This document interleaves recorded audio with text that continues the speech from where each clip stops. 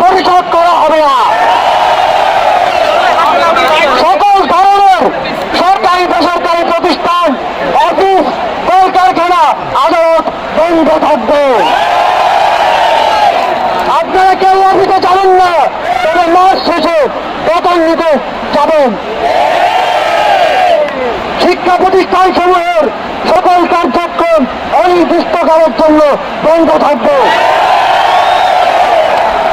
প্রবাসীরা ব্যাংকিং চ্যানেলেও কোন প্রকার রেমিটেন্স পাঠাবেন না। সকল ধরনের সরকারি সভা সমাবেশ আয়োজন বর্জন করবেন। বন্দরের কর্মীরা কাজে যোগ দেবেন না, কোন মালামাল খালাস হবে না। দেশের সকল কলকারখানা চলবে না, দেশের কোন গার্মেন্টস তার কার্যক্রম চালাবে না। এই সরকারের পতন না হওয়া পর্যন্ত গণপরিবহন বন্ধ থাকবে। আগামী রবিবার এবং প্রতি সপ্তাহের প্রথম দিন রবিবার শুধুমাত্র ব্যক্তিগত লেনদেনের জন্য ব্যাংক খোলা থাকবে। বাকি সাপ্তাহিক কার্য দিবসগুলো ব্যাংক বন্ধ থাকবে। পুলিশ সদস্যরা রুটিন ডিউটি ব্যতীত কোন ধরনের প্রোটোকল ডিউটি, রায়ত ডিউটি, প্রোটেস্ট ডিউটি পালন করবে না। শুধুমাত্র পুলিশ নিয়মিত থানার রুটিন ওয়ার্ক পালন করবে। বিজিবি ও নৌবাহিনী ব্যতীত অন্য বাহিনী ক্যান্টনমেন্টের বাইরে ডিউটি পালন করবে না। বিজিবি এবং নৌবাহিনীও বরাক এবং কোস্টাল এরিয়ার মধ্যে সীমাবদ্ধ থাকবে। আপনারা সচিবালয়ে যাবেন না। কৃষি বা উপজেলা কর্মকর্তারা নিজ নিজ কার্যালয়ে যাবেন না।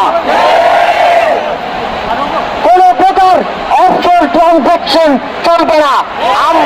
আমরা চাই না পতনের আগে এই সরকার দেশের অর্থ লুটপাট করে বিদেশে নিয়ে যায়।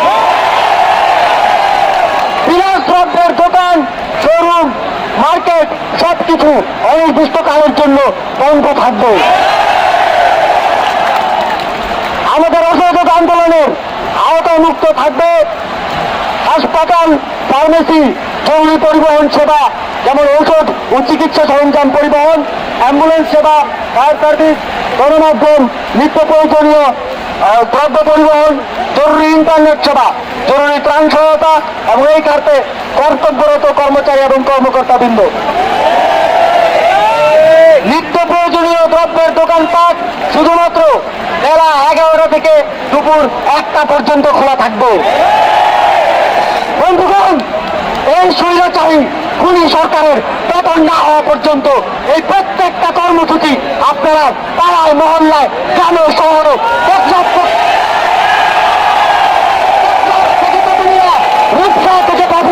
বাস্তবায়ন করার দায়িত্ব নেবেন। আপনারা কি সেই দায়িত্ব নিচ্ছেন? দায়িত্ব নেবেন, হাত তোলেন। যতদিন পতন না হবে ততদিন আমরা এই সরকারের সাথে সম্পূর্ণ নন কোঅপারেশন অসহযোগ ঘোষণা করছি। অসহযোগের পাশাপাশি বিক্ষোভ মিছিল সমাবেশ করে আপনারা সারা দেশে এই আন্দোলনকে জাগ্রত রাখবেন।